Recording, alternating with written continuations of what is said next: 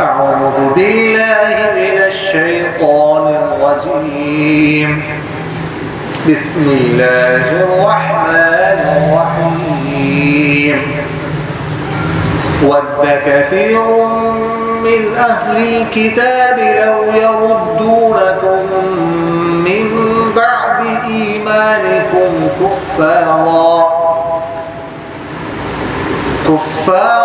حسدا من عند أنفسهم من بعد ما تبين لهم الحق فاعفوا واصفحوا حتى يأتي الله بأمره إن الله على كل شيء قدير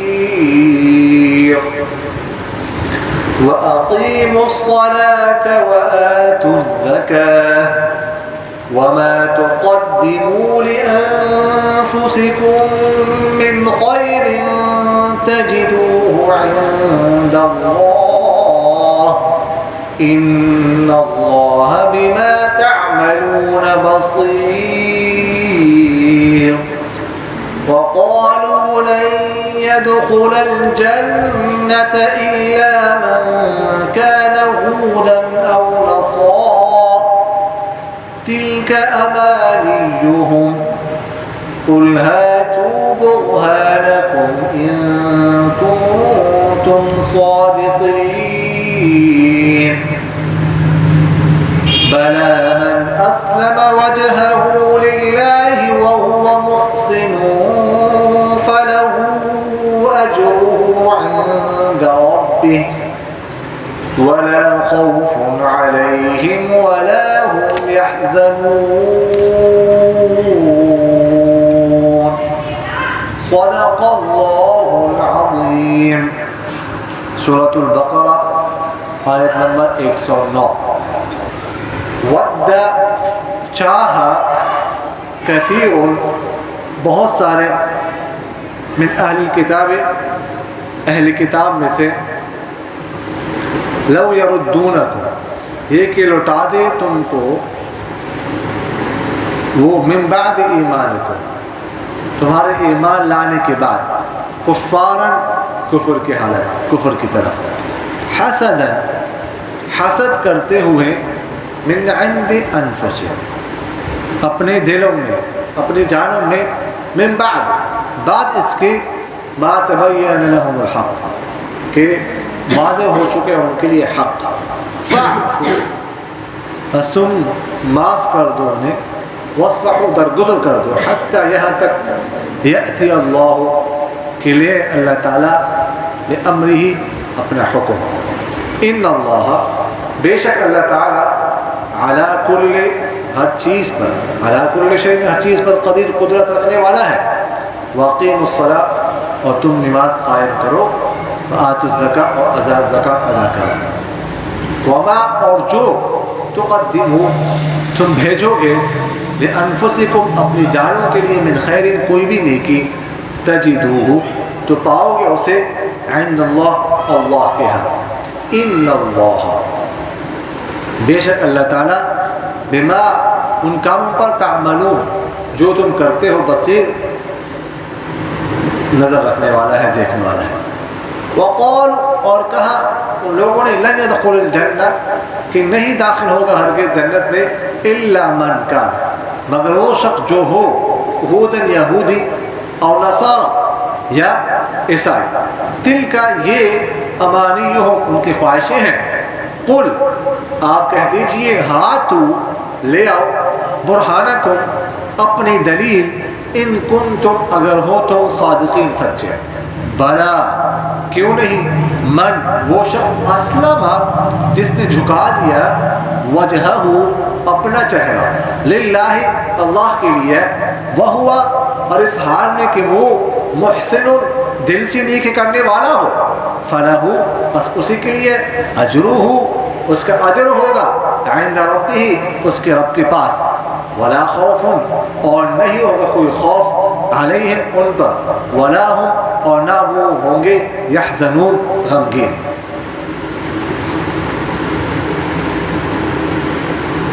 اچھا جی، آپ کے ذہن میں ہے کہ گزشتہ طویل آیات سے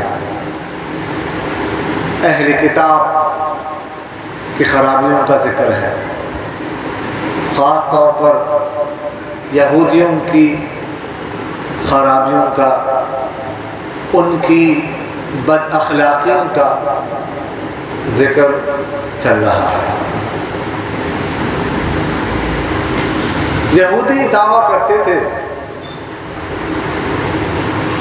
کہ ہم اہل کتاب ہیں، ہم تو سچے مذہب پر ہیں، ہم تورات کو ماننے والے ہیں۔ عیسائی دعویٰ کرتے تھے ہم سچے ہیں، ہم انجیل کو ماننے والے ہیں۔ صوت کے ساتھ پہلے بھی ان کا ذکر گزر چکا ہے۔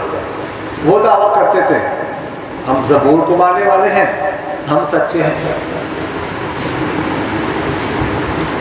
اور ان سب کا دعویٰ یہ تھا کہ ہم تو ابراہیمی ہیں، ہم ملت ابراہیمی کو فالو کرنے والے ہیں، اس کی اتباع کرنے والے ہیں۔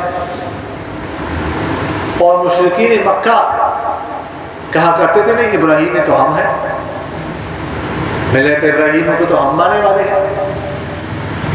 جب سرکار دو عالم صلی اللہ علیہ وسلم نے ان کو دعوت دی، مشرکین مکہ کو توحید کی دعوت دی، اسلام کی دعوت دی، تو وہ کہنے لگے ہم تو ابراہیمی ہیں، ہم ابراہیم علیہ السلام کو فالو کرتے ہیں، ہم آپ کو کیوں مانیں گے؟ تو یہ سب دعویٰ کرتے ہیں، لیکن اس میں کا دعویٰ ہی تھا، بس دعوے کی حد تک تھا، عمل کی حد تک نہیں تھا۔ تو اللہ تعالیٰ نے قرآن پاک میں فرمایا ان اول الناس بابراہیم الذین اتبعوہ وہذا النبی والذین آمنوا،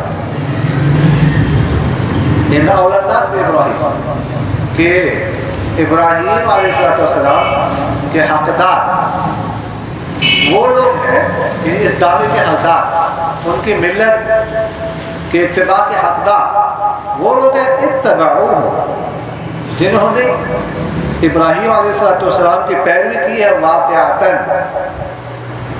وہذا النبی، اور یہ نبی ہے، پیغمبر سرکار دو عالم صلی اللہ علیہ وسلم، انہوں نے اتباع کی ابراہیم علیہ السلام کی ملت، اور وہ لوگ جو ایمان لا چکے ہیں وہ ابراہیم علیہ السلام کے اصل فالورز ہیں۔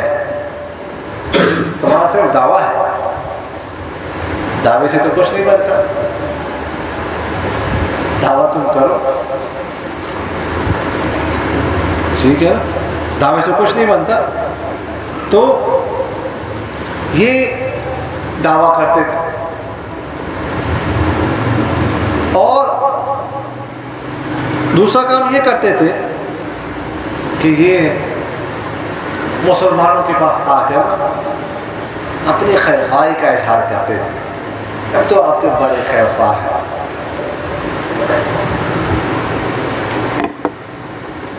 ہم تو آپ کی بھلائی سوچتے ہیں،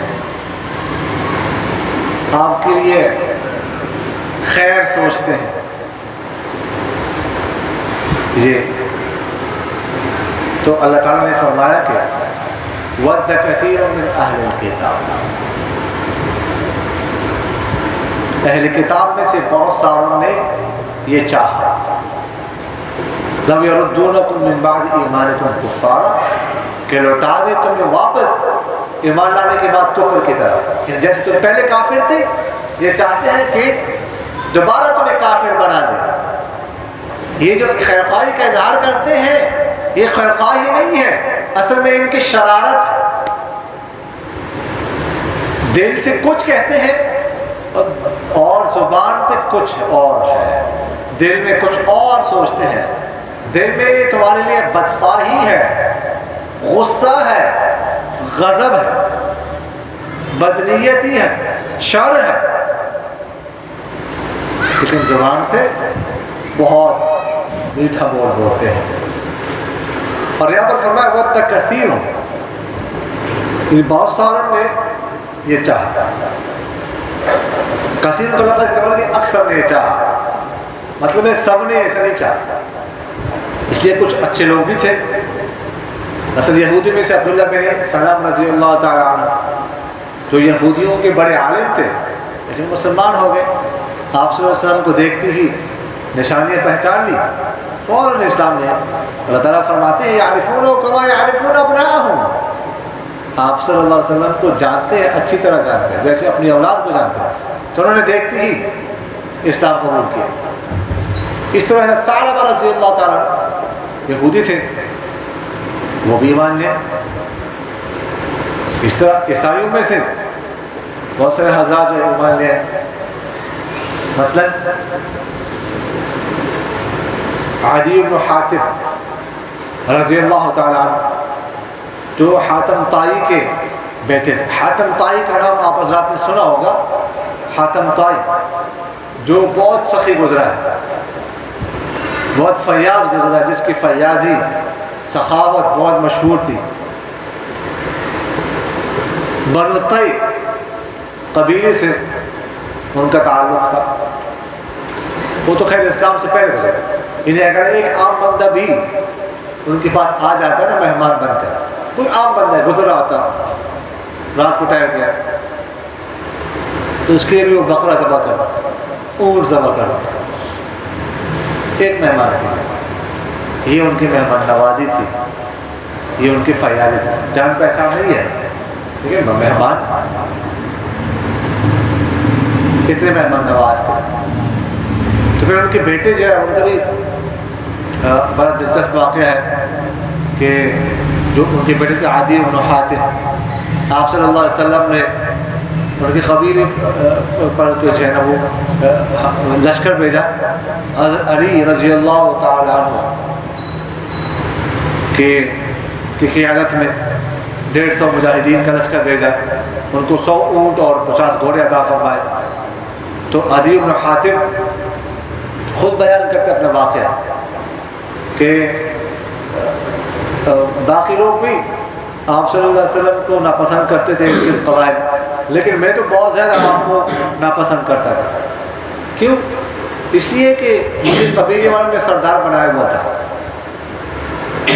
اور دوسری بات یہ ہے کہ قبیلے والے اپنے مال کا چوتھائی حصہ مجھے نذرانے کے طور پر دیتے تھے، اور میں عیسائی تھا، اپنے مذہب کو سچا سمجھتا تھا. تو میں یہ کہتا تھا کہ میں کیوں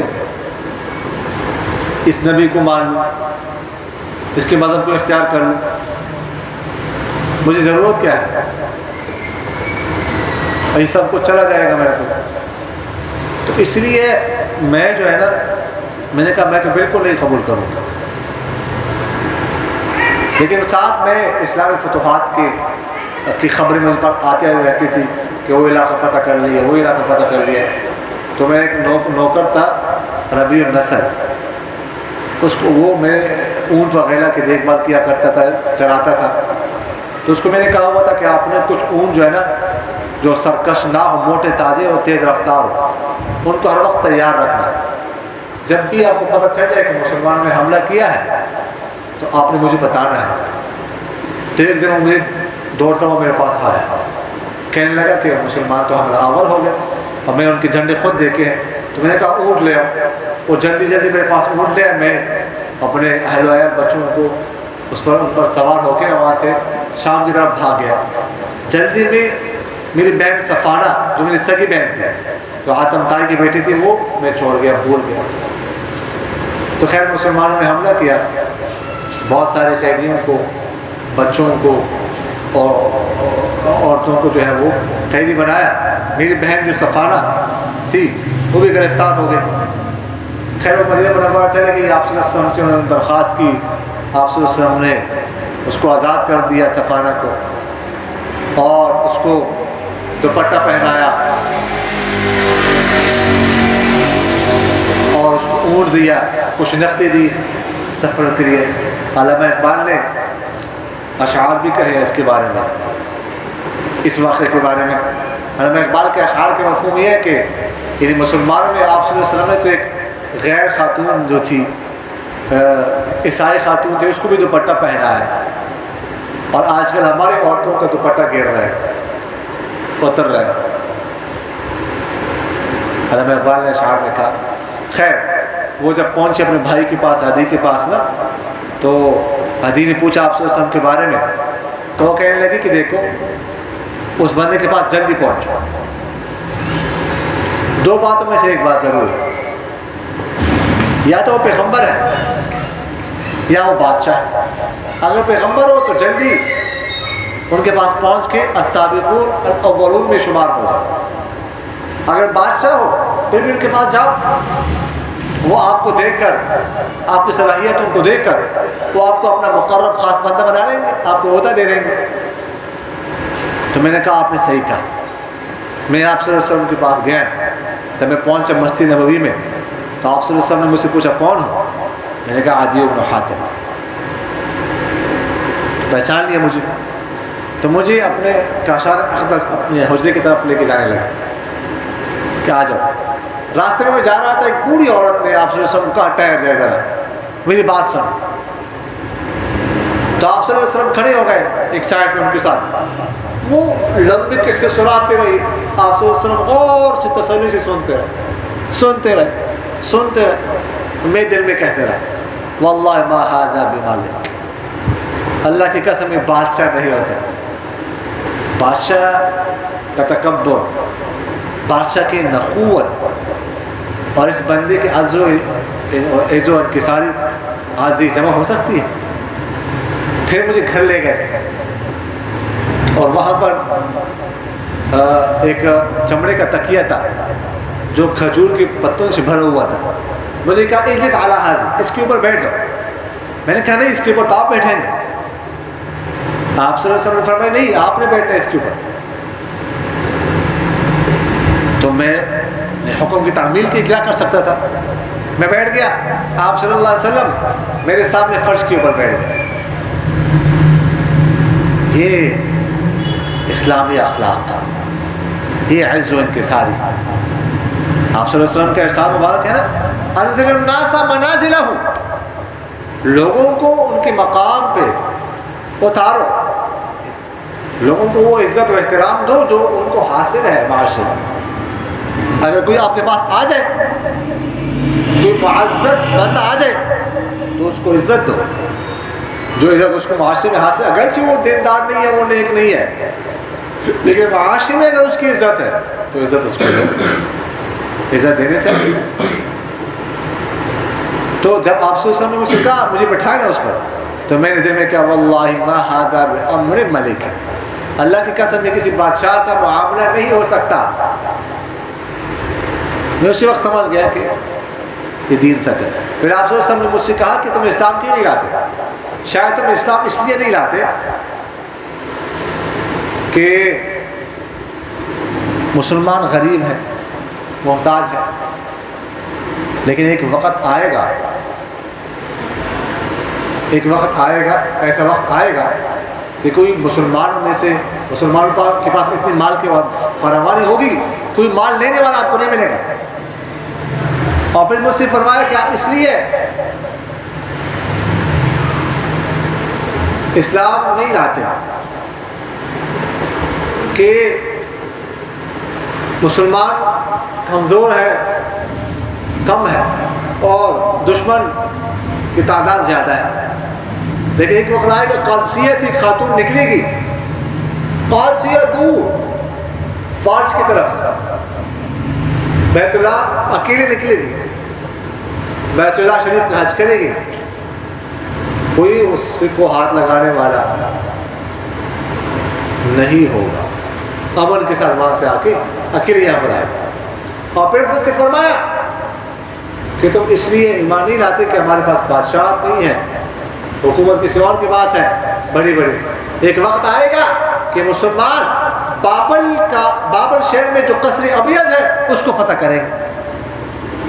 تو عدی بن حاتم رضی اللہ عنہ بعد میں فرمایا کرتے تھے کہ تین پیشن گوئی آپ سے اس نے فرمائی تھی، دو تو پوری ہو گئی ہے، ایک ابھی تک پوری نہیں ہوئی لیکن وہ بھی ضرور پوری ہوگی۔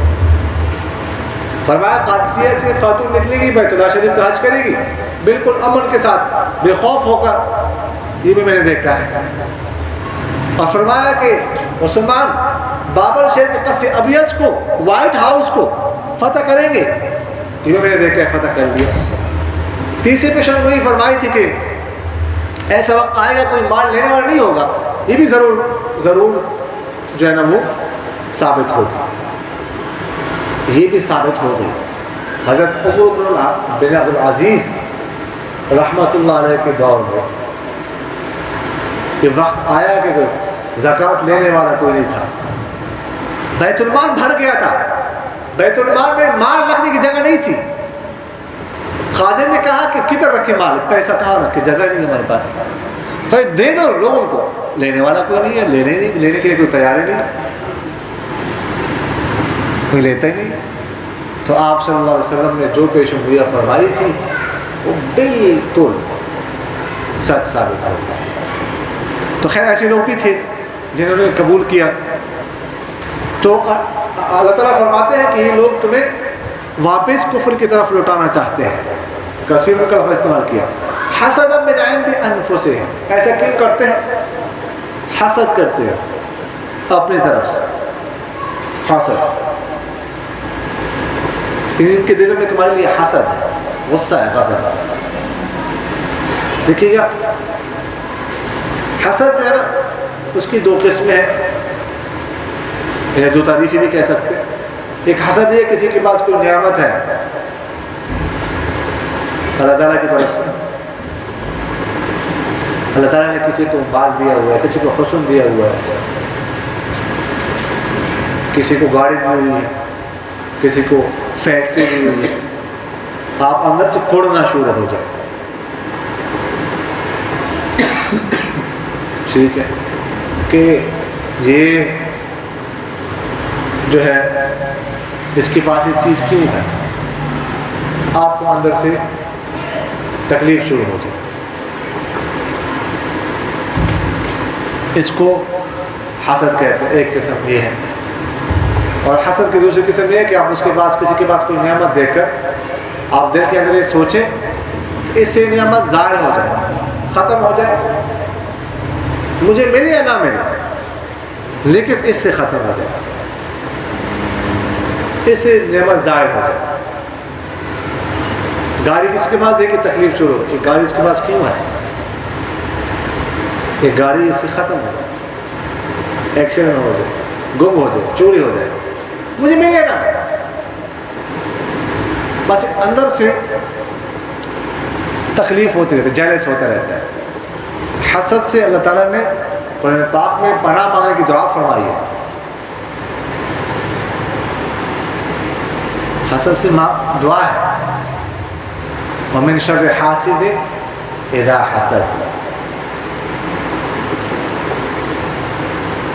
کہ حاسد کی شر سے پناہ مانگو جب وہ حسد کرے، بہت بری چیز ہے، اس کا تعلق دل سے ہوتا ہے، دل کے اندر ہی انسان کھڑتا رہتا ہے۔ ایک حدیث شریف میں سرکار دو عالم صلی اللہ علیہ وسلم کا ارشاد ہوا ہے کہ ان الحسد یأکل الحسنات کما تأکل النار الحطب، کہ حسد نیکیوں کو ایسا کھا جاتا ہے جیسے کہ آگ لکڑیوں کو۔ تو حسد بہت نقصان پہنچاتا ہے انسان، مرد بھی کرتے ہیں، عورتوں میں حسد زیادہ ہوتا ہے، مردوں میں بھی ہوتا ہے۔ تو حسد سے بچنا بہت ضروری ہے، دوسرے کے حسد سے بھی بچنا چاہیے اور اپنے آپ کو بھی حسد سے بچانا چاہیے کہ نہ کسی اور کے دل میں ہمارے بارے میں حسد پیدا ہو جائے اور نہ ہمارے دل میں کسی کے بارے میں حسد پیدا ہو جائے، دونوں سے پناہ مانگنا چاہیے۔ اور حسد کا علاج کوئی نہیں، بس دل تکلیف ہوتی رہتی ہے اندر، جب بھی اس کے پاس نعمت دیکھتے ہیں شخص کے پاس، اس کو اندر سے تکلیف شروع ہو جاتی ہے۔ اور فائدہ کیا ہے اس کا؟ تم حسد کر کے اس کا نقصان تو نہیں کر سکتے، اپنے نقصان کر رہے ہیں، اپنے آپ کو نقصان پہنچا رہے ہیں، گناہ تو گناہ ہے، اپنی صحت تم خراب کر رہے ہو، اندر سے تکلیف ہو رہی تو حسد جائز نہیں. البتہ غبطہ رشک جائز ہے. کسی کے پاس کوئی نعمت دیکھی تو یہ دل میں کہتی ہے یا اللہ اس کے پاس بھی رہے, صحیح سلامت رہے, مجھے بھی دے دو, مجھے بھی مل جائے, اس میں کوئی حرج نہیں. تو فرمایا حسد من عند انفسهم, یہ حسد کرتے ہیں اپنے دلوں میں, من بعد ما تبین لهم الحق, حق واضح ہو جانے کے بعد. حق ان کے پاس واضح ہو چکا ہے, آپ صلی اللہ علیہ وسلم آ چکے ہیں, اور آپ صلی اللہ علیہ وسلم کی نشانیاں ان کی کتابوں میں لکھی ہوئی تھی, وہ ایک دیکھ چکے ہیں وہ, لیکن پھر بھی نہیں مانتے. ابو جہل کا واقعہ تو مشہور ہے نا. آپ صلی اللہ علیہ وسلم ایک دفعہ حرم شریف میں بیٹھے ہوئے تھے, ابو جہل ہاتھوں میں مٹھی میں بند کر کے کچھ لایا اور کہا بتاؤ تب مانوں گا جب تم مجھے بتاؤ اس کی میرے ہاتھ میں کیا ہے. آپ صلی اللہ علیہ وسلم سے کہا تو آپ صلی اللہ علیہ وسلم نے فرمایا میں بتا گیا جو ہاتھ میں وہ خود بتا دیا. اس کے بعد کھنکریاں خود بول پڑے سبحان اللہ, یا بعض روایت میں لا الہ الا اللہ محمد رسول اللہ. ابو جہل کھنکریوں کو پھینک کر کہنے لگا تم بھی اس کی طرفدار ہو گئے. اب ایسے شخص کے تو کیا علاج ہو سکتا ہے, اتنی ضد ہو. تو سب کچھ واضح ہونے کے بعد اللہ تعالیٰ فرماتے ہیں پھر بھی نہیں مانے. اللہ تعالیٰ فرماتے ہیں فاعفوا واصفحوا, تم ان کو معاف کر دو, درگزر کر دو. فاعفوا یعنی سزا مت دو, واصفحوا ملامت بھی مت کرو, چھوڑ دو. یہ حسد کرتے رہیں گے, یہ حسد کرتے رہیں گے. انہوں نے باز دیا, تم ان کے پیچھے مت پڑو, ان کے ساتھ حسد مت کرو, ان کے حسد کا جواب مت دو. وہ ایک عربی میں محاورہ ہے نا, کل اناء یترشح بما فیہ, کہ جو کچھ برتن میں ہوتا ہے وہ اس سے باہر آتا ہے. گلاس میں پانی ہے تو پانی باہر آئے گا, دودھ ہے دودھ باہر آئے گا, شہد ہے شہد باہر آئے گا. جو چیز ہوتی ہے تو اندر جو ہوگا وہ باہر آئے گا. حسد اندر ہے باہر آئے گا. لیکن آپ جو ہے ان کے حسد کو برداشت کرو, اور یہ ذہن میں رکھو کہ جو لوگوں کا حسد برداشت کرتے ہیں نا, لوگ ان سے حسد کرتے ہیں, ان کی مخالفت کرتے ہیں, ان کے خلاف لوگوں کو ابھارتے ہیں, اور یہ ان کا حسد برداشت کرتا رہتا ہے, تو اللہ تعالیٰ اس کا ثمرہ عطا فرماتے ہیں, اس کی بڑی برکات پہ ملتی ہے. لوگوں کا حسد برداشت کیا جائے نا تو اس کا بڑا ثمرہ پہ ملتا ہے, بہت فائدہ ہوتا ہے. تو جو بھی جو ہے نا کوئی بڑا بندہ ہوگا, کسی کے پاس کمال ہوگا, لوگوں سے حسد کریں گے. دیکھیے گا حسد وہاں پر ہوتا ہے جہاں پر کمال ہو. جہاں پر کمال نہ ہو, کسی کے پاس کچھ ہو نا, اس کے ساتھ تو کوئی حسد نہیں کرتا. تو حسد کمال پر ہوتا ہے, اور جو صاحب کمال ہوتا ہے نا وہ اس طرح کی باتوں کو توجہ نہیں دیتا, وہ اپنے کام میں لگتا ہے, اپنے کام میں لگا رہتا ہے بس. اگر وہ اس طرح کے لوگوں کے حسد کا جواب دے, مقابلہ شروع کر دے, تو وہ کام نہیں کر سکتا. کام والا بندہ جو ہے نا وہ کسی کے ساتھ دشمنی نہیں کرتا, حسد نہیں کرتا, مقابلہ بازی نہیں کرتا. اگر یہ کام شروع کرتے نا تو وہ اپنا کام نہیں کر سکتا. جو بندہ کام کرنا چاہتا ہے وہ کام میں لگا رہتا ہے, باقی لوگ جو کرتے رہتے ہیں وہ کرتے رہتے ہیں, اس کو اپنے کام سے غرض ہے. پھر فرمایا ان اللہ علی کل شیء قدیر حتی یأتی اللہ بامرہ, یہ تم ان کو چھوڑ دو یہاں تک کہ اللہ تعالیٰ اپنا حکم لے. یعنی جہاد کا حکم یا جزیے کا حکم یہ خود بخود ٹھیک ہو جائے. جزیہ ادا کریں گے باطاعت ہوگا, نہیں جزیہ ادا کریں گے تو جہاد ہوگا. ان کو سبق سکھایا جائے گا, یہ خود بخود ٹھیک ہو جائے گا. پھر فرمایا واقیم الصلاۃ وآتوا الزکاۃ, جب تک جہاد کا حکم نہیں آتا تو نماز قائم کرو, زکوٰۃ دیتے رہو. یہ مت سمجھو وما تقدموا لانفسکم من خیر تجدوہ عند اللہ, یہ مت سمجھو کہ ہم جو جہاد نہیں کر رہے, صرف نماز پڑھ رہے ہیں, زکوٰۃ ادا کر رہے ہیں, تو اس کا جواب ہمیں نہیں, ثواب نہیں ملے گا. نہیں نہیں, وما تقدموا, جو بھی تم آگے بھیجو گے اپنے جانوں کے لیے, کوئی بھی نیکی, تو اس کو اللہ کے پاس پاؤ گے. ایک تو وما تقدمو، اصل میں وما تقدمون ہونا چاہیے تھا، ما موصولہ ہے تو تقدم مجزوم کیوں ہے؟ تو ما موصولہ لیکن متضمن معنی شرط ہے، اس لیے تقدم مجزوم ہے اور آگے اس کی جزا ہے تجدوہ، یہ بھی مجزوم ہے، تجدون ہو نہیں ہے، اصل میں تجدون ہوا نہ چاہیے لیکن جزا کی وجہ سے تجدوہ. تو فرمایا جو تم نیکی آگے بھیجو گے، نیک کام کرو گے، اس کو پاؤ گے اللہ کے ہاتھ. دیکھیے گا کوئی بھی نیک عمل قبول ہونے کے لیے ایک شرط تو یہ ہے کہ انسان کا عقیدہ ٹھیک ہو، یعنی بالفاظ دیگر ایمان کی حالت میں نیکی کرے. اگر ایمان نہ ہو کوئی بھی نیکی کرے، بڑی سے بڑی نیکی کیوں نہ ہو، تو اللہ کے ہاں مقبول نہیں ہے. آخرت میں اس کا اجر اس کو نہیں ملے گا، اس کا صلہ اس کو نہیں ملے گا. ہو سکتا ہے دنیا میں کچھ نہ کچھ مل جائے لیکن آخرت میں نہیں ملے گا. تو ایک تو انسان کا عقیدہ ٹھیک ہو، ایمان کے حالت میں. دوسری شرط، 3 شرط ہے. دوسری شرط یہ ہے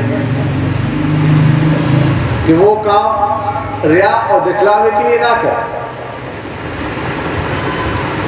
کوئی کام اگر انسان اس لیے کرتا ہے کہ لوگ کہیں یہ تو بڑا سخی ہے، مال صدقہ کرتا ہے، نماز پڑھتا ہے، لوگ کہیں یہ تو بڑی لمبی نمازیں پڑھتا ہے، بڑا بزرگ ہے.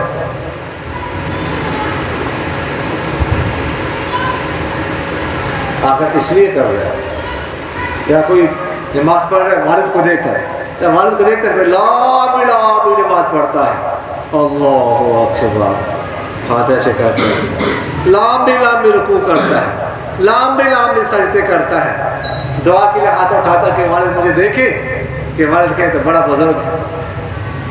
اور جب والد نہ ہو تو کوئی 5 کہہ دیتا ہے. سمجھ آئے کہ نہیں؟ تو یہ نہ دکھلاوی میں کوئی کام ہوگا وہ مقبول نہیں ہوگا، قبول نہیں ہوگا. تیسری شرط یہ ہے کہ عمل سنت کے مطابق، سنت کے مطابق عمل کیا. وگرنہ اگر سنت کے مطابق نہ ہو تو یہ پھر اپنے خواہشات پر عمل ہوا، دین پر عمل نہ ہو. سنت بزرگ فرماتے ہیں، سنت کہتے ہیں کہ دین پر عمل کرنا حضور کے طریقے کے مطابق، اس کے مقابلے بدعت ہے. دین پر عمل کرنا اپنے طریقے کے مطابق، اپنے خواہش کے مطابق. نماز پڑھو اللہ تعالیٰ فرماتے ہیں، لیکن آپ صلی اللہ علیہ وسلم نے 3 اوقات میں منع فرمایا. آپ کوئی نماز پڑھنا شروع کر دے عین طلوع کے وقت، عین زوال کے وقت، عین غروب کے وقت، تو کہتے ہیں میں تو اچھا کام کر رہا ہوں، نماز پڑھ رہا ہوں. نماز تو پڑھ رہے ہو لیکن سنت کے مطابق نہیں پڑھ رہے. کہتا ہے کہ مغرب کی رکعتیں 3 ہیں، اس سے پہلے عصر کی نماز اس کی بھی 4 ہے، اس کے بعد عشاء کی اس کی بھی 4 ہے، تو 3 کیوں پڑھو؟ مغرب کی 4 رکعتیں پڑھو یا 3.5 رکعتیں پڑھتا. ٹھیک، تو یہ اب عمل کرے گا اپنے خواہشات پر عمل کر رہا ہے، دین پر نہیں کر رہا، اس کا ثواب کوئی نہیں ملے. تو فرمایا جو بھی تم نیکی کرو گے اس کو پاؤ گے اللہ کے پاس، لیکن بشرط ہے کہ میں نے آپ سے عرض کیا وہ مقبول، اللہ کے قبول ہو جائے. نیکی کرنا تو آسان ہے لیکن نیکی کو آخرت تک پہنچانا، حساب کتاب تک پہنچانا یہ مشکل ہے. نیکی کر کے اس کے بعد اس کو ضائع نہیں کرنا چاہیے، اس کو محفوظ بھی رکھنا ہے. اس کا ذہن میں رکھیے. پھر فرماتے ہیں وَقَالُوا لَن يَدْخُلَ الْجَنَّةَ إِلَّا مَنْ كَانَ هُودًا أَوْ نَصَارَىٰ. یہودی کہتے تھے کہ ہم سچے ہیں، ہم صرف جنت میں جائیں گے بس اور کوئی نہیں جائے گا. عیسائی کہا کرتے تھے ہم سچے ہیں، ہم صرف جنت میں جائیں گے اور کوئی نہیں جائے گا. یہودی کہتے تھے ہم جائیں گے، عیسائی نہیں جائیں گے. عیسائی کہا کرتے تھے ہم جائیں گے، یہودی نہیں جائیں گے.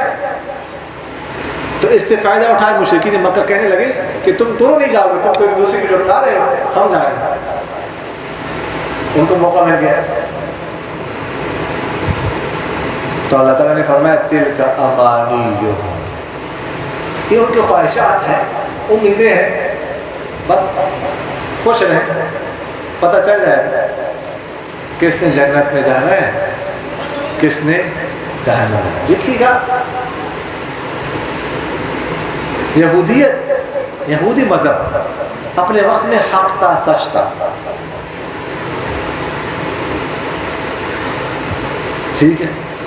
اس کے بعد جب وہ شریعت منسوخ ہو گئی، اس کے بعد عیسائیت اپنے وقت میں سچ تھی، حق سچ مذہب تھا. اس وقت جو عیسائی تھے وہ سچ تھا. لیکن پھر اسلام آیا، اسلام نے سب منسوخ کر دیا. اب اسلام سچ. اب یہودیت پر اگر کوئی قائم رہتا ہے، عیسائیت پر قائم رہتا ہے، وہ باطل پر ہے، وہ باطل ہے. وہ شریعت منسوخ ہو چکی ہے. اب اسلام جو لائے گا وہ حق پر ہوگا، وہی جنت میں جائے گا اور کوئی نہیں. تو اللہ تعالیٰ فرماتے قل ہاتوا برہانکم، ان سے کہہ دو کہ جو تم دعویٰ کر رہے ہو کہ ہر ایک تم میں سے یہ کہہ رہے ہیں کہ ہم جائیں گے جنت میں، ہم جائیں گے، تو دلیل تو لے آؤ. تمہارے پاس پروف کیا ہے، کیا ثبوت ہے کہ تم جنت میں جاؤ گے، دوسرا کوئی نہیں جائے گا؟ وہ دلیل ہے ان کو تم صادق ہو، اگر تم سچے ہو، کہ تمہارے پاس سرٹیفکیٹ ہو، اللہ تعالیٰ نے تمہیں دیا ہو کہ تم ہی جاؤ گے. بس تو کسی کو دکھاؤ، ہمیں دکھاؤ سرٹیفکیٹ، کوئی دکھاؤ کہ تم جاؤ گے. بس یا تم نے کوئی ٹھیکہ لیا، اللہ تعالیٰ نے تمہیں ٹھیکہ دیا ہو جنت کا، ذرا دکھا، پروف دکھا. بلا من اسلم وجہہ للہ، اللہ تعالیٰ فرماتے بلا کیوں نہیں جائیں گے؟ من اسلم وجہہ للہ، جو اپنا چہرہ جھکائے اللہ کے لیے، جو اسلام لائے، جو حق مذہب اختیار کر لے. جس زمانے میں جو مذہب حق ہو، جو وہ اختیار کرے گا ہو جائے گا. یہودی مذہب جو حق تھا، اس وقت جنہوں نے یہودی مذہب پر صحیح عمل کیا وہ جنت میں جائیں گے. اس کے بعد عیسائی مذہب اپنے وقت میں حق تھا، جنہوں نے اس پر عمل کیا وہ جنت میں جائیں گے. اب اسلام حق ہے، جو اس پر عمل کرے گا وہ جنت میں جائے گا اور کوئی نہیں. فرمایا کہ جو اپنے آپ کو جھکائے وہ محسن ہو، اور وہ دل سے نیکی کرنے والا ہو. اسلام لایا ہو دل سے اپنے آپ کو جھکایا ہو، اوپر سے نہ. فَلَهُ أَجْرُهُ عِنْدَ رَبِّهِ، اس کے اجر ہوگا اس کے رب کے. وَلَا خَوْفٌ عَلَيْهِمْ وَلَا هُمْ يَحْزَنُونَ، نہ کوئی خوف ہوگا نہ حزن ہوگا. میں پہلے بھی عرض کر چکا ہوں کہ خوف کا تعلق ہوتا ہے مستقبل کے ساتھ.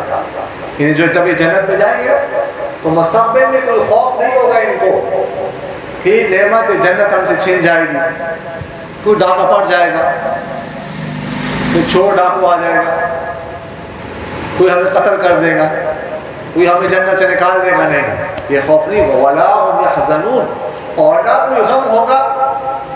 حزن کا تعلق ہوتا ہے گزشتہ زندگی پر، گزشتہ لائف. تو جو زندگی وہ گزار چکے ہیں وہ دنیا میں، ان کے بارے میں کوئی غم نہیں ہوگا. یہ نہیں ہوگا کہ ہم نے وقت اچھا نہیں گزارا، گناہ کیے، یہ نہ کرتے، یہ نہیں کہ کرتے. نہیں، انہوں نے نیک کام کیے ہوں گے دنیا میں تو ان کو تسلی ہوگی. جو گزشتہ زندگی ہوگی اس کے بارے میں کوئی غم نہیں، نہ خوف ہوگا اور نہ ہی ان کو جنت میں کسی قسم کا غم ہوگا. اللہ تعالیٰ ہمیں بھی ایسی زندگی عطا فرمائے. اللہ تعالیٰ عمل کرنے کی توفیق نصیب فرمائے. آمین. الحمدللہ رب العالمین والعاقبۃ للمتقین والصلاة والسلام على خير خلقه محمد وعلى آله وأصحابه أجمعين.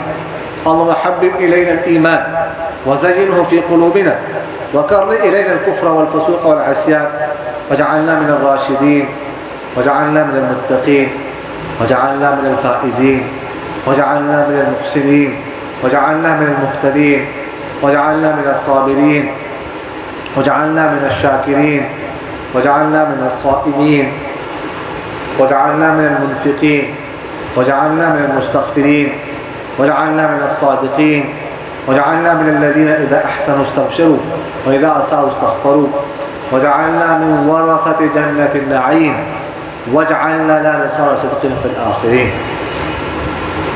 اللهم نور قلوبنا بالقرآن وزين أخلاقنا بالقرآن ونجنا من النار بالقرآن وادخلنا الجنة بالقرآن. یا اللہ ذی الجلال والاکرام ہمارے تمام صغیرہ کبیرہ گناہوں کو معاف فرما. یا اللہ ذی الجلال والاکرام ہمارے تمام لغزشوں سے، تمام کمیوں سے، تمام کوتاہیوں سے، تمام غفلتوں سے درگزر فرما.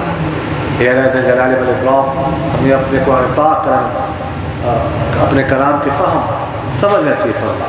یا اللہ ذی الجلال والاکرام ہمیں ہر قسم کی بیماریوں سے، ہر قسم کی مشکلات سے، ہر قسم کے آفات سے، ہر قسم کے وباؤں سے، ہر قسم کی بلاؤں سے محفوظ فرما. یا اللہ ذی الجلال والاکرام تمام امت مسلمہ کو ہدایت نصیب فرما. تمام امت مسلمہ کو اتحاد نصیب فرما. امت مسلمہ کو ایسے قیادت نصیب فرما جو سب کو متحد کر سکے. امت مسلمہ کے آپس کے عداوت دشمنی کو دور فرما. سبحان ربک رب العزت عما یصفون وسلام علی المرسلین الحمد للہ رب العالمین. آمین یا رب العالمین برحمتک یا ارحم الراحمین.